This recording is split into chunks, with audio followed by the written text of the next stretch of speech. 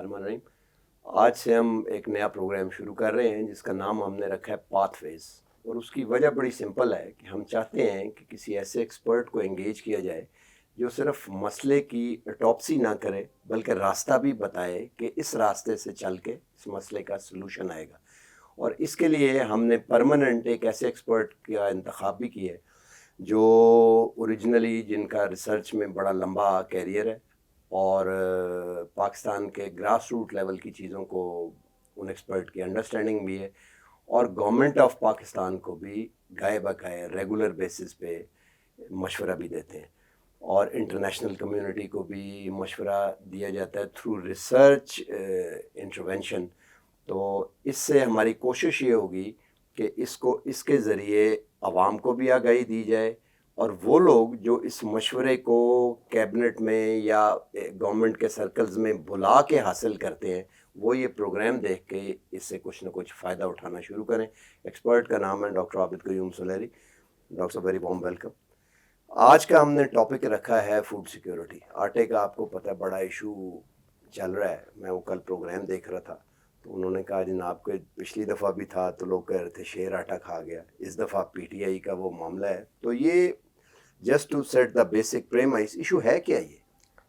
ये सिंपल एक demand supply issue है जिसको कि चूँकि हम वीट जो है एक हाईली रेगुलेटेड सब्जेक्ट है, इसके एक मिनिमम सपोर्ट प्राइस जो है वो पहले से अनाउंस कर दी जाती है।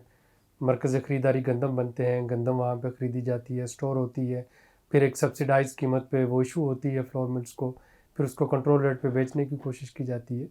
तो वो जो सारी चीज़ें हैं अगर तो वो बिल्कुल ठीक काम कर रही हों जैसे कि आपकी स्कीम है तो फिर तो इसका कोई इशू नहीं बन पाता। लेकिन अगर उनमें से कोई एक चीज़ भी जो है वो अपनी जगह पे फिट नहीं बैठ रही या कोई डायनामिक चेंज हो गई है तो सारा का सारा जो वीट मार्केट है वो डिस्टॉर्टेड हो जाती है। और जब वो डिस्टॉर्शन आती है उसमें मार्केट जो ठीक तरीके से फंक्शन नहीं करेगी तो फिर इस तरीके के प्रॉब्लम जो है वो हमें देखने को मिल रहे होते हैं। इस दफ़ा क्या हुआ? इस दफ़ा जो हुआ उसको पिछले साल से आप अलग नहीं कर सकते। अच्छा।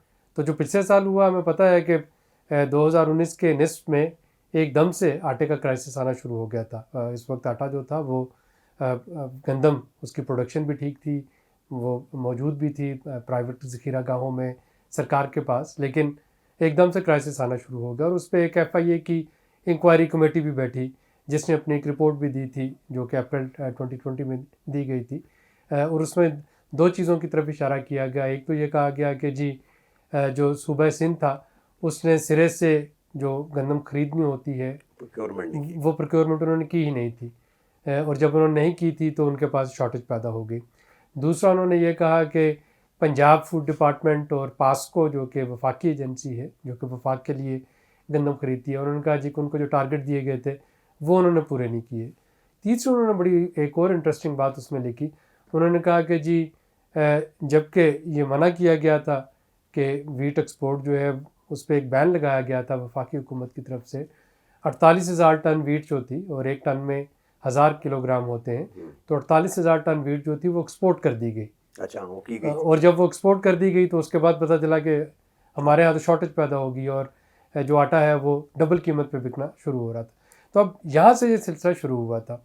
उस वक्त जब यही तवक्को की जा रही थी कि जी मई में नई फसल आ जाएगी और सब कुछ ठीक हो जाएगा, लेकिन जब मई में नई फसल आई तो हमने देखा कि उस नई फसल के आने के बावजूद ना तो आटे की कीमतें नीचे आई, ना गंदम की कीमत नीचे आई और वो जो आवाम में एक तज़ब्ज़ब पाया जाता था, जो एक बेचैनी पाई जाती थी और हुकूमत में भी कि आटे की कीमतों को कंट्रोल कैसे किया जाए, वो चलती रहीं। तो ये जो पिछले साल में हुआ उससे एक तो इंडिकेशन ये थी कि चूँकि गंदम की शॉर्टेज है, कीमत बढ़ेगी तो लोग ज़्यादा कीमत की तवक्को किए बैठे थे। फिर अभी हार्वेस्टिंग मुकम्मल भी नहीं हुई थी तो वफाकी हुकूमत की तरफ से ये ऐलानात शुरू हो गए कि इस दफ़ा गंदम का टारगेट पूरा नहीं हुआ, तकरीबन 16 लाख से 18 लाख टन गंदम जो है वो इंपोर्ट करना पड़ेगी।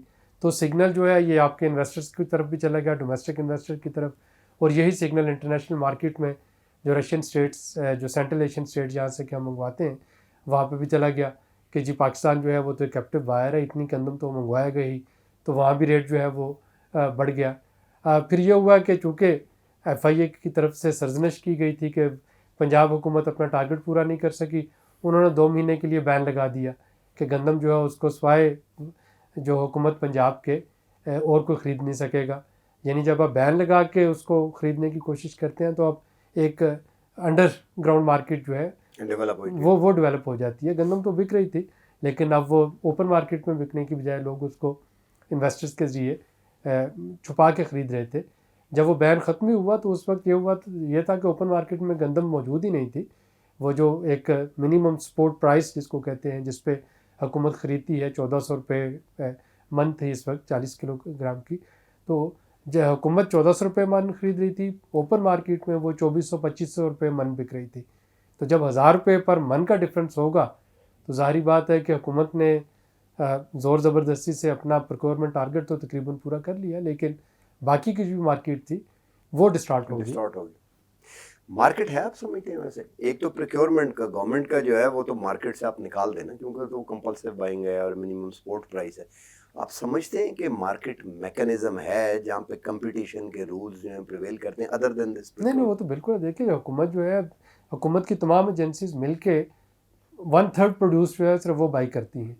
तो अगर आप ये सोचें कि अगर इसका एक रूल ऑफ थंब देखें या एक बैकअप एनवेलप कैलकुलेशन करके देखें कि 1/3 जो है वो हुकूमत ने ख़रीद ली, 1/3 जो है वो काश्तकारों ने अपने इस्तेमाल के लिए रख ली, तो 1/3 जो है वो तो प्राइवेट सेक्टर में आती है ना, तो वो उसकी मार्केट है, वो हाँ, वो मंडियों में आती है। इस वक्त पाकिस्तान की अगर आप कंजम्पशन देखें, महीने की कंजम्पशन देखें तो 2.2 million ton 22 lakh ton consumption है पाकिस्तान की। बहुत ज़्यादा। अगर आप पंजाब की सिर्फ कंजम्पशन देखें तो पंजाब की कंजम्पशन 11 लाख टन जो है, बहुत ज़्यादा, 1.1 मिलियन। हाँ, तो वो पंजाब की कंजम्पशन है एक महीने की।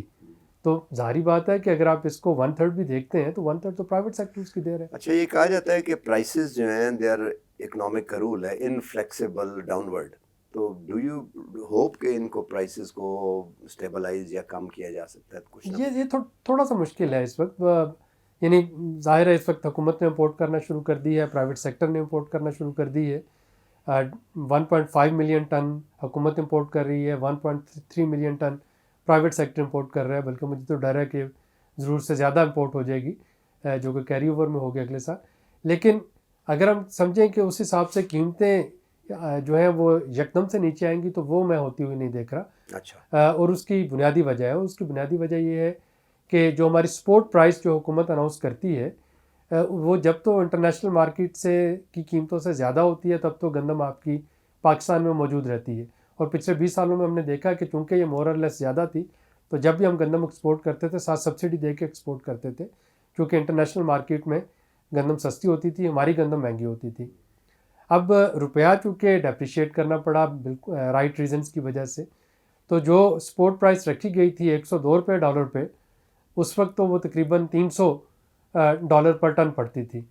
आज की अगर उसी प्राइस को हम देखें, उसमें 100 रुपये इजाफा हो चुका है, 1400 रुपये है, तो वो डॉलर के महंगा होने की वजह से वो 212 डॉलर पर टन है, जबकि इंटरनेशनल मार्केट में कीमत 280 डॉलर पर टन पे जा चुकी है।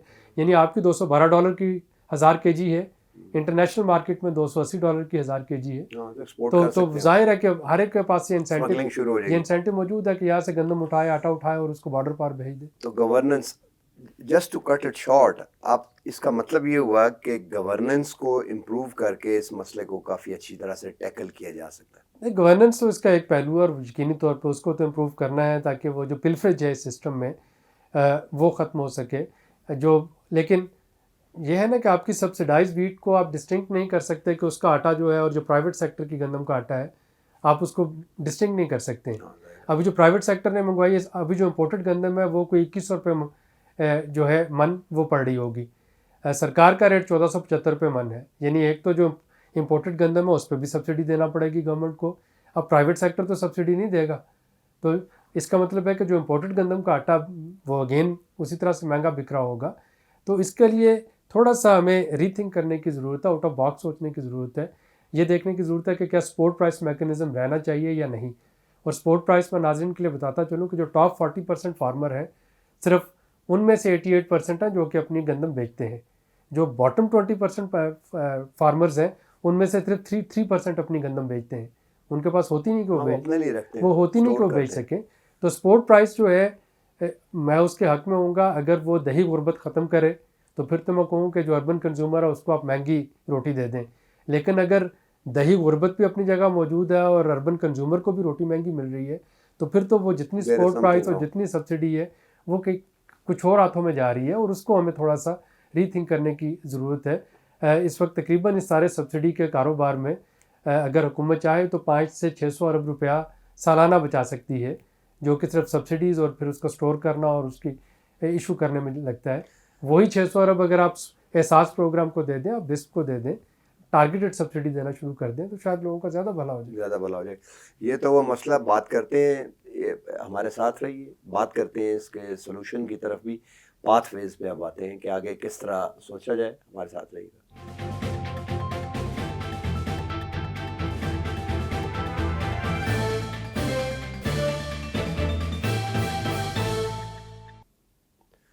Welcome back. डॉक्टर साहब ये बताइए कि सोल्यूशन क्या है इसका, व्हाट इज़ द पाथवे आगे अगर आपसे मशवरा किया जाए और मान भी लें? देखिए, जो शॉर्ट टर्म पाथवे है वो तो जाहिर है कि दोनों शॉर्ट और मिड टर्म, लॉन्ग जी, टर्म। जो इस वक्त शॉर्ट रन में करना है हुकूमत को, इस वक्त अपोजिशन की रैलीज शुरू हो चुकी हैं, हुकूमत जो है कोई भी नाम पॉपुलर डिसीजन नहीं ले पाएगी।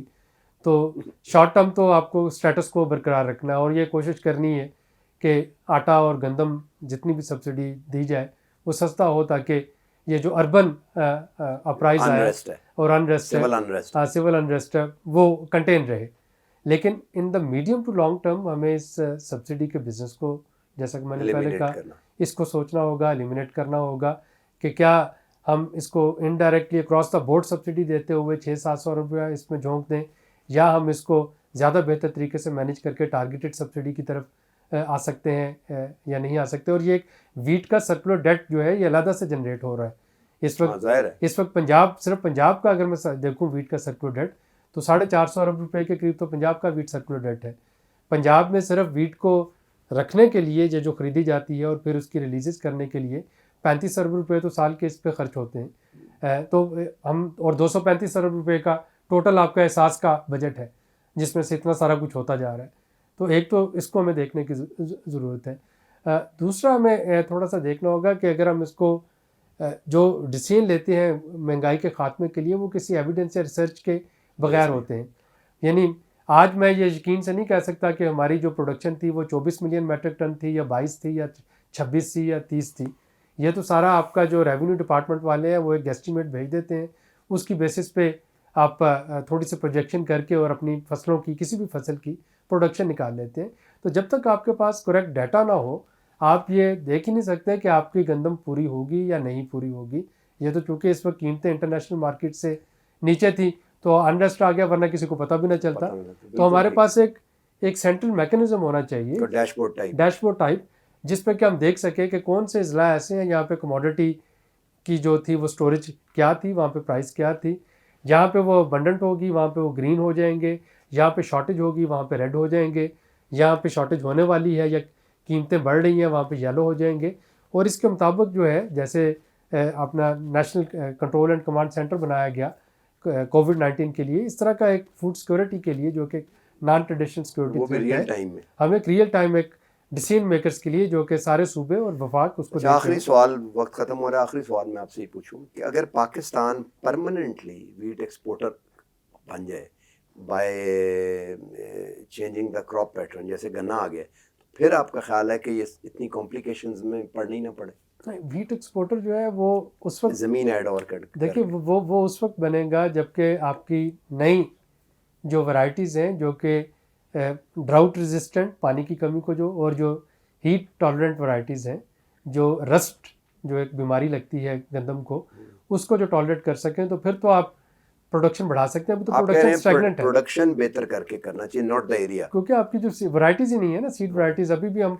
तो फैसलाबाद से आप रहे हैं, करवाएं रिसर्च इस पे। ये देखिए, इस पे रिसर्च होने की ज़रूरत है और इस पर रिसर्च एंड डेवलपमेंट बजट बढ़ाए जाने की ज़रूरत है, और इस पर प्राइवेट सेक्टर को भी साथ मिलकर रिसर्च करने की ज़रूरत है, जो एग्रो इंडस्ट्रीज़ हैं कि वो साथ में रिसर्च करें और नई वैराइटीज़ लेके आएं। बिल्कुल ठीक हो गया, वक्त ख़त्म हो गया, गुफ्तगू आइंदा जारी रखेंगे। आज के प्रोग्राम में इतना ही। ये प्रोग्राम हम हर एक दिन छोड़ के एक दिन अल्टरनेटिव डे पे इस किस्म का एक रूट प्रोग्राम किया करेंगे, ताकि लोगों को बेस लाइन लेवल पे और एक्सपर्ट लेवल पे भी पता लगे, और अगर कोई गवर्नमेंट लेवल पे इससे फ़ायदा उठाना चाहे तो बुला के मशवरा लेने की बजाय प्रोग्राम देख के मशवरा भी किसी हद तक किया जा सके। आज के लिए इतना ही। अल्लाह हाफ़िज़।